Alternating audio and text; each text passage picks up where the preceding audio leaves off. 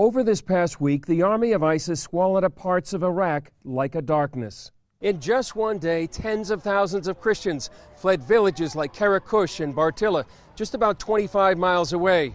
Most have come here to Erbil with nothing more than the clothes on their back. They take everything from the house, from the store, everything. And they take like machine, everything, because they are Christian. Just the name Christian. They hate Christian especially. We don't know why. It was leave or die. They say if anyone don't become like Muslim, we're gonna kill it. Kill it. Each one, from baby and woman, one, old man. We don't have anything here. They bombed the churches and already took our houses. We have nothing here. No money, no ID, no travel documents. What's happening now to the Christians, to the Yazidis, to the minorities, and like in the last couple of days, mostly to the Christians, is a genocide. What's happening is what happened 200 years ago with the Jews. Dr. Ahmed hears stories of the barbarism of ISIS. That ISIS was killing, shooting the kids and the people, and they are laying them on the ground, and they bring tractors that they walk over them in the front of their families. They take women out of their houses. So let's say each family that they have three daughters, they would take one. In the wake of the ISIS advance, thousands of ethnic Yazidis escaped to a mountain outside the town of Sinjar, while these Christians found shelter at this Catholic compound in Erbil. A few weeks ago, these families fled when ISIS cleansed Mosul of Christians. ISIS gave them an ultimatum. They gave us 4 choices: either convert to Islam, or paying tax, or leaving the city, or the sword. They are using the sword to cut off hand and also beheading others. So I don't think this is the behavior of human beings, but wild animals do that. ISIS looted their properties and left them destitute. They took this woman's dentures, wedding ring, and documents. They took everything. We asked them, please give us something to show that we owned our car, our home. They said, here you have nothing. ISIS searched the home of one Christian in Mosul and discovered these 2 New Testaments, one with a camouflage on the cover and the other with an American flag inside.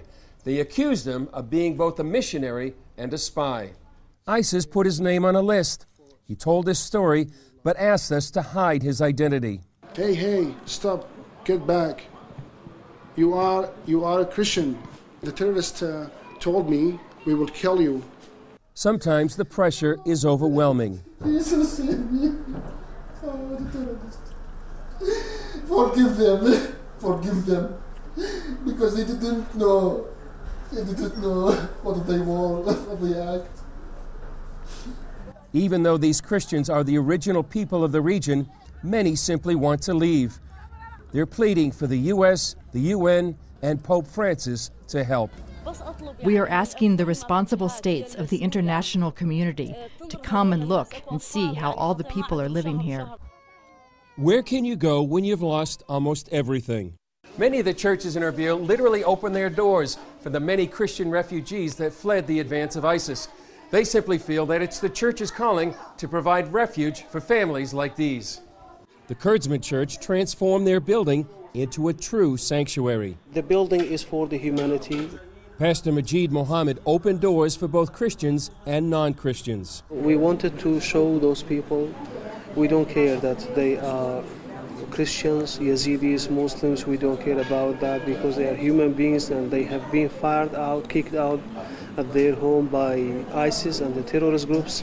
So this is why we wanted to show them that as a Christians we love them and we are very glad to have them here and serve them. This man led a mini exodus of several families to the Kurdsman Church. On behalf of all the people right here, Pastor Majid is really showing the love of Jesus. Across town at the Ankara AOG Church, families who are now safe talked about the violent ultimatum they faced. We have been told by ISIS if we don't convert to Islam, either they will kill us or we will have to leave the city. For most, it wasn't a choice at all. We prefer to die rather than convert to Islam. God has created us as Christians, and we don't want to convert to Islam. The power of God keeps us and strengthens us to remain as Christians.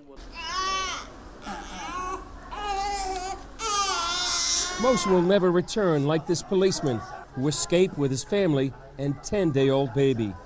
I am already wanted by the Islamic groups over there. And secondly, I am a Christian. As a minority, I am also wanted by ISIS, so we cannot go back there anymore.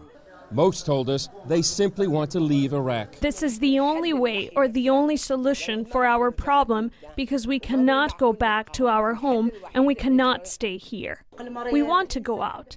Even if they provided international protection, we don't want to keep staying here.